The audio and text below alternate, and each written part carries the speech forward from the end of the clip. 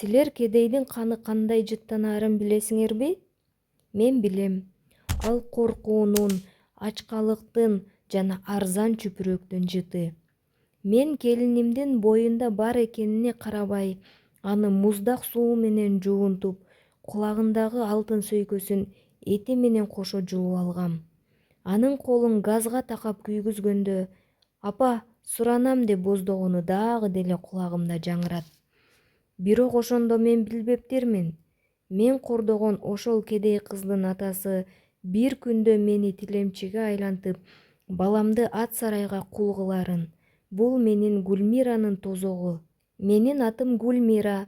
Мен өмүр бою бийликте, алтындын үстүндө элдин баарын курчактай ойнотуп жашадым. Жалгыз балам Элдарды Ханзададай өстүрдүм. Мен ага министрдин кызын таап койгом. Бирок Элдар бир күнү үйгө Айсулуу деген бир байкушту жетелеп келди. Үстүндөгү көйнөгү базардын эң арзан жеринен алынганы, колундагы сумкасынын боосу үзүлүп, араң тигилгени көрүнүп турат. Төркүнү алыскы айылдагы карапайым ач калган адамдар экен. Мен ага ак жоолук салбадым. Атайын босогого эң кир, ит жаткан сасыган чүпүрөктү таштап койдум. Токто, бутуңду жакшылап сүрт, кедей.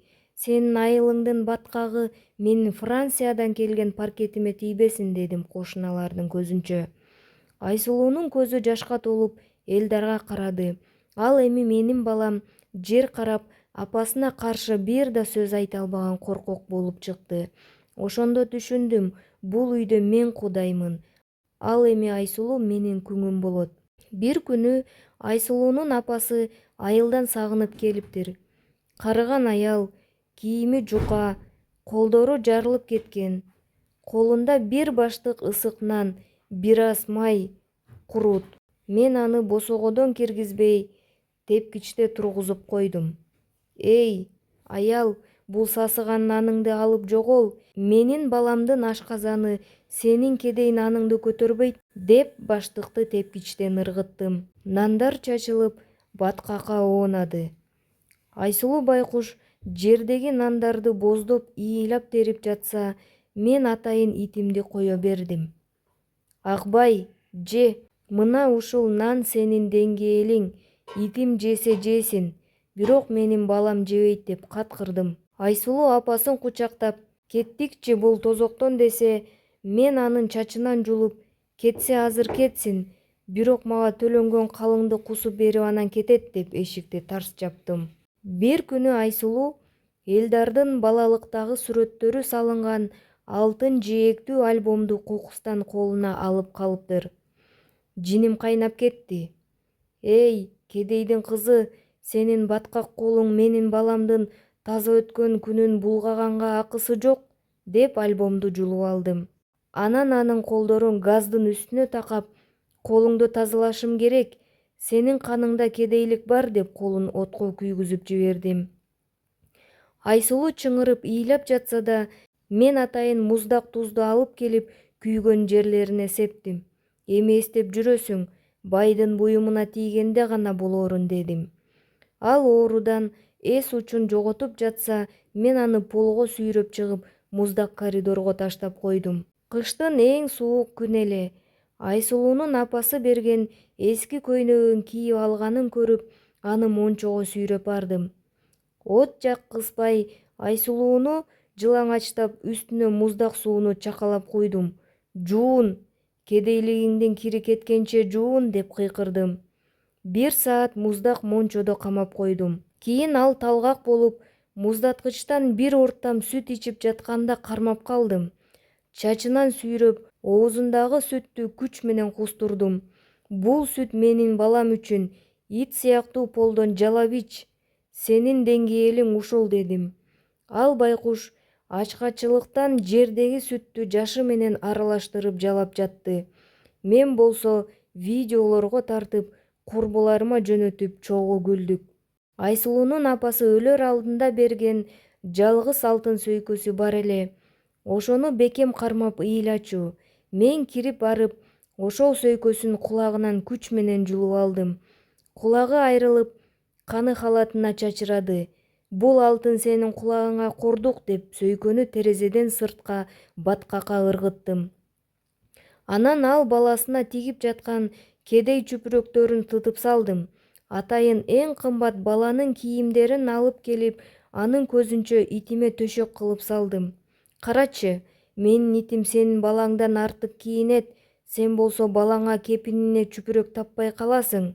Айсулуунун боюнда 7 айлык болгондо мен ага атайын 2-кабатка оор шкафты көтөрттүм. Тездет, жалкоолонбо деп жекирип турдум. Ал шкафты көтөрө албай, буту тайып тепкичтен төмөн кулап кетти. Башы жарылып, ичи менен тийди. Жер канга боелду. Мен болсо тез жардам чакыргандын ордуна полду булгаганыңды карачы, тур, канды сүрт деп кыйкырдым.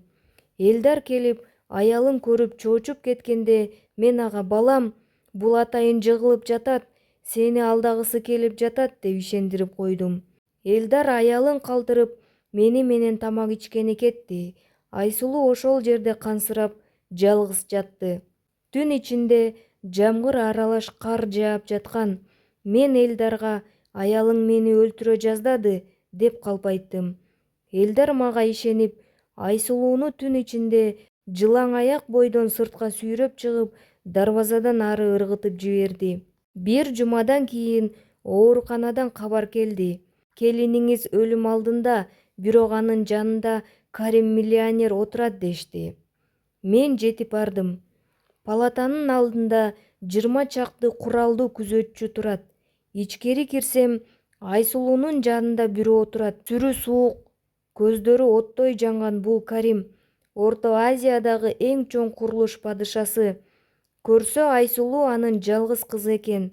Ал кызын адамды сүйсүн деп жөнөкөй өстүргөн экен. Карим мырза мага карап, Гүлмира, сен менин кызымды полдон сүт жалаттыңбы? Эми сен базардын полундагы калдыктарды жалайсың. Сен менин кызымдын колун газга күйгүздүңбү? Эми сенин бүт жашооң күйөт. Сен менин неберемдин кийимин итке төшөк кылдыңбы? Эми сен өзүң иттин идишинен тамак ичесиң, деди. Бир күндө менин банктагы акчаларым жоголду. Үйүмдү, алтындарымды тартып алышты. Элдарды түрмөгө тыгышты. Мен азыр кайдамын? Мен азыр базардын четинде өзүм итке берген нандарды саткан жерде тилемчи болуп отурам. Бир күнү базардын четинде баткакка оонаган нандын калдыктарын терип жеп жатсам, жаныма эң кымбат аппак түстөгү жол тандабас келип токтоду. Эшиги ачылып, ичинен Айсулуу чыкты. Ал мурункудай корккон, көз жашын тыя албаган байкуш кыз эмес эле. Анын үстүндө $1000 пальто, кулагында болсо атасы таап берген ошол мен жулуп алган сөйкөсү жаркылдап жатыптыр. Ал мага жакындап, колундагы кымбат сумкасынан бир ороо акча алып, бутумдун алдына таштады. Гүлмира айым, сиз мени ачка калтырдыңыз эле. Мына бул акчаны алыңыз да каалаган тамагыңызды жеңиз. Бирок эсиңизде болсун, бул акча менин кайрымдуулугум эмес, бул сиздин мага көрсөткөн зулумдугуңуздун акысы, деди. Ошол тапта мен жер жарылып, ичине кирип кетким келди. Анын каардуу көз карашы эмес, анын мага болгон боор ооруганы мени тирүүлөй өлтүрүп жатты. Мен анын акчасын алгым келди, анткени ачка элем, бирок колум барбады. Мен кордогон кедейдин колунан кайыр сурап калганым бул өлүмдөн да жаман жаза эле. Мен балам Элдарды көргөнү Каримдин ат сарайына бардым. Менин ханзадам, менин сыймыгым, азыр анын үстүндө кир, жыртык кийим. Ал аттардын кыгын тазалап, ат сарайдын бир бурчунда жатат экен. Мени көрүп, ал жинди болгондой кыйкырып жиберди. Кет бул жерден, апа, сенин айыңан мен жашоомду, сүйүүмдү, баламды жоготтум. Сен мени сокур кылдың, сенин байлыкка болгон напсиң бизди тозокко алып кел, деп жердеги ылайды мага чачты. Ошол жерден түшүндүм, мен бир гана өзүмдү эмес, өз баламдын да келечегин өз колум менен өрттөпмүн. Карим аны түрмөгө тыкпай, аны кул кылып күн сайын Айсулуунун бактылуу жашоосун сырттан карап турууга мажбурлаптыр. Бул психологиялык кыйноо өмүр бою созула турган азап эле. Арадан 1 жыл өттү. Мен азыр карлар үйүнүн бир бурчундамын. Күзгүгө караган сайын өзүмдү жек көрөм. Бирок эң жаманы түшүмө күн сайын Айсулуунун кулагынан кан аккан учуру кирет. Мен анын кулагын айырып, сөйгөсүн жулуп алганда, ал мага «Бул тырык сиздин жүрөгүңүздө калат» деген эле. Чын эле ошондой болду. Айсулуу азыр 2 баласын төрөдү. Анын балдары алтын бешикте жатат.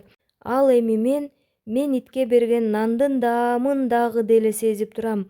Байлык колдун кири экен. Бирок адамдын жүрөгүнө салынган так, ал эч качан кетпейт экен. Бул менин окуям. Гүлмиранын окуясы. Силер мени сөгүшүңөр мүмкүн, каргашыңар мүмкүн. Мен ага татыктуумун. Бирок эсиңерде болсун. Бирөөнү басынтканда, бирөөнүн нанын тартып алганда Кудай баарын көрүп турат. Бүгүн сен бийиктикте болсоң, эртең эң төмөндө болушуң мүмкүн. Сиз бул окуядан кандай жыйынтык чыгардыңыз? Гүлмира кечиримге татыктуубу же анын жазасы азбы? Комментарийге өз оюңузду жазыңыз. Биздин каналга катталып, окуяларды өткөрүп жибербеңиз.